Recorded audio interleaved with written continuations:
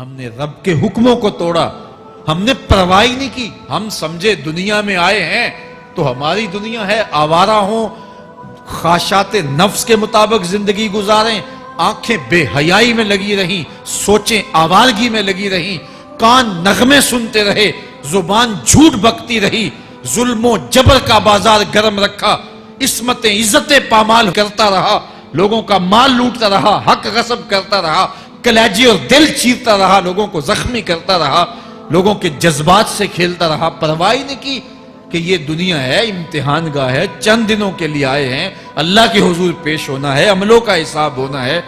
اب جب وہ دیکھیں گے کہ ہمارے ساتھ کیا ہونے والا ہے تو ان کے چہرے پہلے بگڑ جائیں گے۔ کیوں؟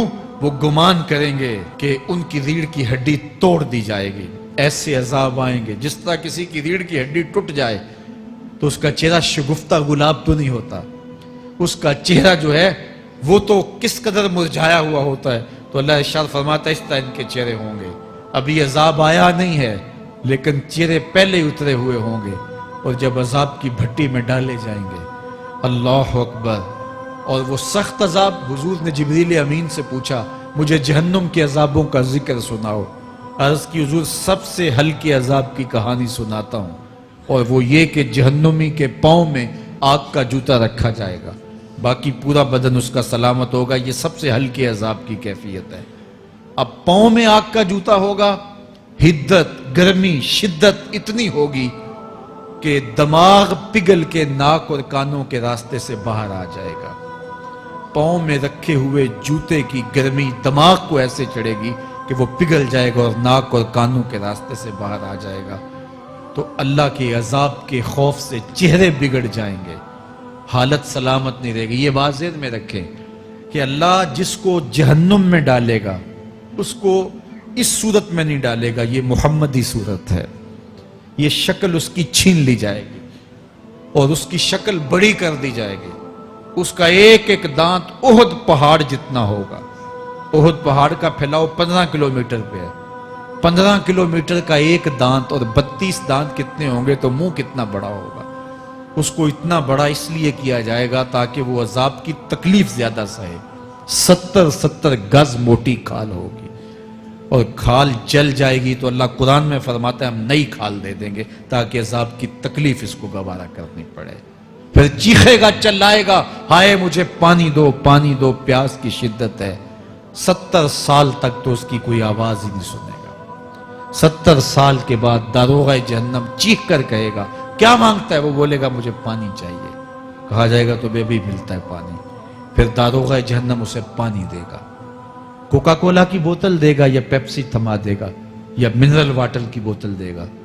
نہیں، قرآن بتاتا ہے اسے مائے حمیم دیا جائے گا، کھولتا ہوا پانی، اور وہ اتنا گرم ہوگا جب پینے کے لیے چہرے کے قریب کرے گا اس سے اٹھتی ہوئی بھاپ کی وجہ سے چہرے کی کھال ادھڑ کے اس کے اندر گر پڑے گی، لیکن اس کے باوجود اس کو پینا پڑے گا۔ اللہ فرماتا ہے یہ دنیا ہی سب کچھ نہیں ہے، سمجھ لیا یہی سب کچھ ہے، آخرت کو بھول گئے، صبح اٹھے کام پہ چلے گئے، شام آئے آوارگی میں چلے گئے، صدائیں آتی رہی حی علی الصلاح حی علی الفلاح، کوئی پرواہ نہیں کی، نہ پیشانیوں نے سجدے کیے، نہ سوچوں میں پاکیزگی آئی، زندگی یوں گزار کے چلے گئے۔ ایسے نہیں، کہا ایک وہ ہوں گے جن کے چہرے شگفتہ گلاب ہوں گے، ایک وہ ہوں گے جن کے چہرے بگڑے ہوئے ہوں گے۔ اللہ اکبر، کلا اذا بلغت التراقی، یہ تو قیامت کا منظر ہے نا، قیامت سے قبل بھی ایک منظر ہے، اللہ اس منظر کو بھی بیان کر رہا ہے۔ کلا اذا بلغت التراقی، ہاں جب جان گلے کو پہنچ جائے گی۔ اے انسان تیرے اوپر وہ گھڑی بھی آنے والی ہے، وہ وقت بھی آنے والا ہے جب سانس اس ہنسلی میں اٹک جائے گا، جب سینے سے بھی سانس اوپر چلی گئی، اب ڈاکٹر بھی لا علاج قرار دے رہے ہیں کہ اب علاج نہیں رہا ہے، جان بس اب نکلنا چاہ رہی ہے، اور کہا جائے گا کوئی جھاڑ پھونک والا بلاؤ۔ اب ڈاکٹروں نے تو جواب دے دیا، اب سانس اٹک گئی گلے میں، چند لمحوں کی مہمان ہے۔ اب ڈاکٹروں نے کہا اب ہماری جانب سے لا علاج ہو گیا، اب لے جاؤ اس کو گھر، یا وینٹیلیٹر پہ ڈال دیتے ہیں اس کو، بس اب ہماری جانب سے کوئی اس کا علاج نہیں ہے.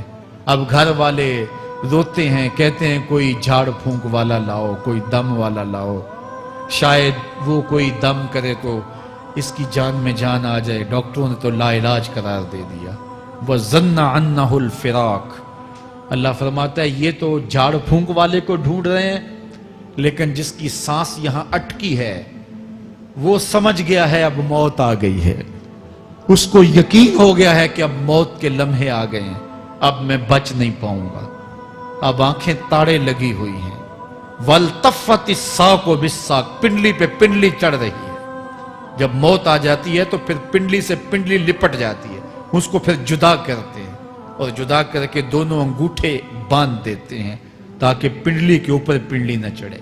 اللہ وہ منظر بیان کرتا ہے, صاحب یہ وقت آنے والا ہے جب دونوں انگوٹھے باندھ دیے جائیں گے, جب ناک میں روئی ٹھونس دی جائے گی, جب چٹے لباس میں کفن دیا جائے گا, جب غسال کے سامنے بے بس پڑے ہوں گے, وہ چاہے یہ بازو اٹھائے چاہے یہ بازو اٹھائے, گرم پانی ڈالے یا سرد پانی ڈالے, جب بس پڑے ہوئے ہوں گے جو ہے وہ غسل دینے والوں کے, اور ناک میں روئی ہوگی اور دونوں انگوٹھے آپس میں بندھے ہوں گے. یہ محل, یہ ماڑی, یہ کوٹھیاں, یہ بنگلے جس کو سویر شام لگ کے حلال حرام کی تمیز کیے بغیر بنایا تھا. غوث اعظم رضی اللہ تعالیٰ عنہ بولے مکان بنا رہا ہے, بسیں گے اور حساب تو جا کے دے گا, اور یہ تو ایک رات بھی تجھے اس گھر کے اندر نہیں رکھیں گے کہ چلو ایک رات مہمان رکھ لیں. کہتے ہیں نہیں نہیں, مہمانوں نے بھی جانا ہے تو جلدی کرو, اس کو سپرد کراؤ. وہ تو تیرا لباس بھی پھاڑ کے اتاریں گے, خود غسل دینے کے لیے تیار بھی نہیں ہے. تجھ سے خوف آنے لگا ہے, جاندی واری ڈرونا بنے ہوتے, ہاتھ نہ لاندے ڈر دے, جنہ لئی تو پاپ کمائے اج کتھے نہیں تیرے کر دے. آج تو وہ تیرے ساتھ تجھے غسل دینے کے لیے آمادہ نہیں ہے. وَالْتَفَّتِ السَّاقُ بِالسَّاقِ. جب پنڈلی پہ پنڈلی چڑھنے لگ جائے گی, إِلَىٰ رَبِّكَ يَوْمَئِذٍ الْمَسَاقُ. اس دن تیرے رب کی طرف ہی لوٹ کے جانا ہے. فَلَا صَدَّقَ وَلَا صَلَّىٰ. اس نے نہ تو سچ مانا اور نہ نماز پڑھی. وَلَٰكِنْ كَذَّبَ وَتَوَلَّىٰ. ہاں جھٹلایا اور منہ پھیر کے چل پڑا. ثُمَّ ذَهَبَ إِلَىٰ أَهْلِهِ يَتَمَطَّىٰ. پھر اپنے گھر کو اکڑتا ہوا چلا. اولا لک فاولا ثم اولا لک فاولا. تیری خرابی آ پہنچی, ہاں تیری خرابی آ پہنچی. ایحسب الانسان ان یترک سدی. انسان دنیا میں یہ گمان کرتا ہے اس کو سدا چھوڑ دیا جائے گا. سدا عربی میں ایسے اونٹ کو کہتے ہیں جس کی مہار کسی کے ہاتھ میں نہ ہو. شترے بے مہار, جہاں مرضی جس گھاٹ سے چاہے پانی پیے, جہاں سے مرضی چارہ لے, تو شترے بے مہار کو کہتے ہیں سدا. تو یہ انسان بھی گمان کرتا ہے کہ میں بھی سدا ہوں, مجھے کوئی کیوں پوچھے, میرے جذبات پہ کوئی کیوں قدغن لگائے, مجھے کیوں روکے کوئی. بالخصوص جوانی کے ایام کے اندر جوان کو بڑا ہوتا ہے کہ کوئی مجھے کیوں, وہ تو ماں باپ کے کہنے میں بھی نہیں آنا چاہتا. وہ کہتا ہے کیوں مجھے روکتے ہیں, میری جوانی ہے, میرے جذبات ہیں, مجھے آزادی سے جینے دو, کیوں میرے راستے میں رکاوٹ بنتے ہو, میں سدا ہوں. اللہ فرماتا ہے نہیں, ایک اونٹ تو سدا ہو سکتا ہے, جس کو میں نے اشرف المخلوقات بنایا ہے اس کو تو سدا نہیں چھوڑوں گا, اس کو تو پابند بناؤں گا حکام کا. اب وہ کہتا ہے کہ نہیں نہیں, یہ کیسے دوبارہ اٹھائے جائیں گے. اب دوبارہ وہی بات پھر آ گئی. الم یکن نطفۃ من منی یمنی. اللہ فرماتا ہے ایک بوند تھی نا, پانی کا ایک قطرہ تھا جو رحم مادر میں رکھا گیا. ثم کان علقہ, پھر وہ پانی کا قطرہ لوتھڑا بنا. فخلق فسوی, پھر اللہ نے اسے پیدا فرمایا اور پھر ٹھیک ہموار کیا. فجعل منہ الزوجین الذکر والانثی, پھر اس سے وہ جوڑ بنائے, کوئی مرد بنایا کوئی عورت بنائی. کہا اب غور کر, اب تیری آنکھیں دیکھتی ہیں, بجلیاں چمکتی ہیں, تیری زبان کا طوطی بولتا ہے, لوگ اشش کرتے ہیں تیری گفتگو پہ, تیری گفتار پہ صدقے جاتے ہیں, تیرے لہجے کے جمال کو دیکھتے ہیں, تیرے سینے کا زور, تیرے پنجوں کی طاقت, تیری دماغ کی تیزیاں اور تیری سوچوں کے اجالے, تیری زوردار ٹانگیں, تیرے کڑیل بازو اور تیری چوڑی چھاتی, اور تیرے گلاب کی پتیوں جیسے ہونٹ، اے انسان یہ سب کچھ کہاں تراشا گیا؟ ماں کے رحم میں، اس تاریکی میں جو 3 پردوں میں تھی، تیرا سر تیرے گھٹنوں میں تھا، اور تیرے رب نے وہاں تیرے اندر نسوانیت یا رجولیت کی صلاحیتیں پیدا کی، تیری آنکھوں میں چمک پیدا کی، تیرے کانوں میں نغمے بکھیرے، تیری زبان کے پٹھوں پہ قوت ذائقہ رکھی، تجھے بولنے کی صلاحیت دی، تیرے پنجوں میں زور رکھا۔ آج تو مفتی شہر ہے، آج تو علامۃ الدہر ہے، آج تو قاضی القضات ہے، آج تو منسٹر ہے، آج تو وزیر اعظم ہے، آج تو پہلوان ہے، آج تو شہزادہ ہے، آج تو بادشاہ ہے، آج تو زوراور ہے، آج تیری طاقت کے کیا کہنے؟ آج شیروں کو تو نچا لیتا ہے، ہاتھیوں کو تو بٹھا لیتا ہے، آج تو بڑا زوراور گھڑ سوار ہے، آج تیری طاقت کے کیا کہنے؟ تو کشتی کرتا ہے، زمانہ دیکھنے آتا ہے، آج تیری طاقت کے شوہرے ہیں، تیری عظمت کے تنتنے ہیں، لیکن انسان تو ایک ناپاک قطرہ تھا اور رحم مادر میں تھا۔ تیرے اندر یہ رنگ کس نے بھرے؟ تیرے کانوں میں نغمے کس نے رکھے؟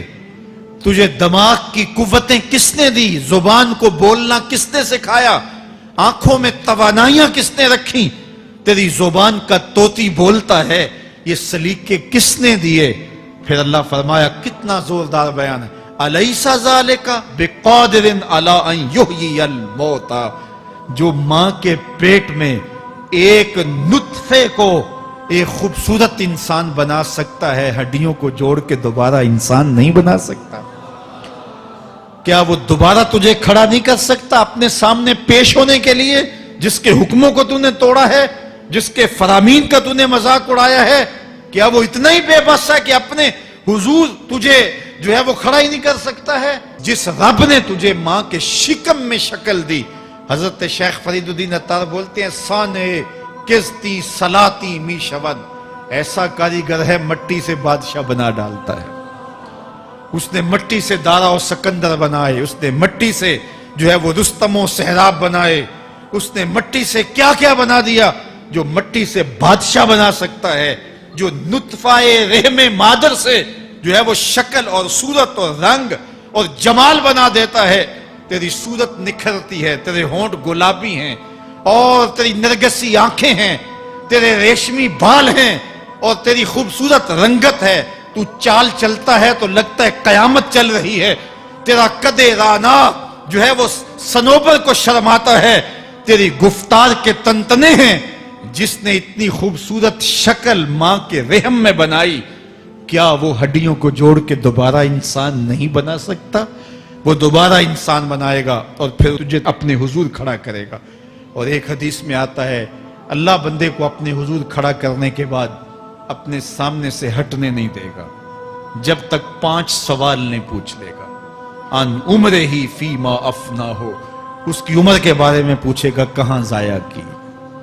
میں نے تجھے زندگی دی، 60 سال 70 سال 40 سال 50 سال، اس زندگی کو کہاں گزار کے آیا ہے؟ ان شبابہ ہی فیما ابلا ہو، اس کی جوانی کے بارے میں پوچھا جائے گا، جوانی کہاں گزار کے آیا ہے؟ مجنوں تو نہیں بنا رہا، خواہشات کا اسیر تو نہیں ہو گیا، دیوانوں کی طرح زندگی تو نہیں گزار کے آ گیا؟ تیری جوانی کسی چوک میں تو نہیں گزری، تیری جوانی آوارگی میں تو نہیں گزری، ساری رات سوشل میڈیا کے اوپر گندگی اور غلاظتیں تو نہیں دیکھتا رہا؟ تیری زندگی گزری کہاں ہے؟ تیری جوانی گزری کہاں ہے؟ اگر کوئی جواب نہ ہوا تو پھر کیا جواب دے گا؟ اور وہ کتنا خوش نصیب ہوگا جو کہے گا، مالک میری جوانی سجدوں میں گزری، میری جوانی قیام میں گزری، میری جوانی رکوع میں گزری۔ میرے حضور فرماتے ہیں، سبعۃ یظلھم اللہ فی ظلہ یوم لا ظل الا ظلہ، 7 اشخاص ایسے ہیں قیامت کے دن جب کوئی سایہ نہیں ہوگا، اللہ ان 7 کو اپنے عرش کا سایہ دے گا۔ ان میں سے دوسرا شخص میرے حضور نے بیان فرمایا، وَشَابٌ نَشَأَ فِي عِبَادَةِ اللَّهِ، وہ جوان جس کی جوانی اللہ کی عبادت میں گزرے۔ جوانوں، اپنی زندگی کو مالک کی دہلیز پہ لے آؤ۔ جوانی وہی ہے جو مالک کی چوکھٹ پہ گزرے۔ اپنے دل کا تعلق جوڑو، عشق کرنا ہے تو پھر آمنہ کے لال سے کرو۔ محبت کا رشتہ ان سے جوڑو، تعلق کا ربط ان سے قائم کرو، جوانی کو دین کی راہ پہ ڈالو۔ اللہ اکبر۔ سنو میرے حضور کا فرمان، آنا حبیب اللہ، میں اللہ کا حبیب ہوں۔ پھر فرمایا الشاب التائب حبیب اللہ، جو جوان جوانی میں توبہ کرے وہ بھی اللہ کا حبیب ہے۔ آؤ اللہ کے حبیب بن جاؤ، اللہ کے حبیب بن جاؤ، اللہ کے حبیب بن جاؤ، اللہ کے محبوب بن جاؤ۔ لیلۃ القدر کی گھڑیاں ہیں، رات کا پچھلا پہر ہے، اللہ کے حضور یہ عہد کر کے اٹھو، مالک جو زندگی گزر گئی، آئندہ جوانی کا ایک ایک لمحہ تیرے لیے گزرے گا، جیوں گا تو تیرے لیے، مروں گا تو تیرے لیے، میری ایک ایک سانس تیرے نام وقف ہوئی، میری زندگی کی ایک ایک ساتھ تیرے نام وقف ہوئی، میں اپنا سب کچھ تیرے لیے پیش کرتا ہوں۔ میری زندگی کا مالک بھی تو ہے، میری موت و حیات کا خالق اور مالک بھی تو ہے، یہ زندگی تو نے دی، تیری امانت ہے، تیرے حضور ہی پیش کرتا ہوں۔ اور لیلۃ القدر کی گھڑیوں میں اس عزم کے ساتھ گھروں کو لوٹو کہ اللہ میری زندگی کا ایک ایک لمحہ تیرے نام ہوا، آنے والے موسم تیرے نام ہوئے، میری جوانی تیرے نام ہوئی، میرے آنسو تیرے نام ہوئے، میری پیشانی تیرے نام ہوئی، میرے دل کی دھڑکن تیرے نام ہوئی، میری صلاحیتیں تیرے نام ہوئی، میری زبان بولے گی تو تیری تسبیح بولے گی، تیرے ذکر کے ترانے پڑے گی، میرے کان سنیں گے تو قرآن کے نغمے سنیں گے، میری آنکھیں دیکھیں گی تو مالک تیری قدرت کی نشانیاں دیکھیں گی، تیرے رسول کا روضہ دیکھیں گی، تیرا کعبہ دیکھیں گی۔ مالک میری زبان سچائی کے نور سے مالا مال ہوگی اور میں ساری زندگی تیرے نام کرتا ہوں۔ اور جب آپ اپنی ساری زندگی اللہ کے نام کر دیں گے تو پھر وہ پوری کائنات تمہارے نام کر دے گا۔ کی محمد سے وفا تو نے تو ہم تیرے ہیں، یہ جہاں چیز ہے کیا لوح و قلم تیرے ہیں۔ اللہ آپ سب کو اپنی پناہ میں، امان میں اور حفاظتوں کے حصار میں رکھے۔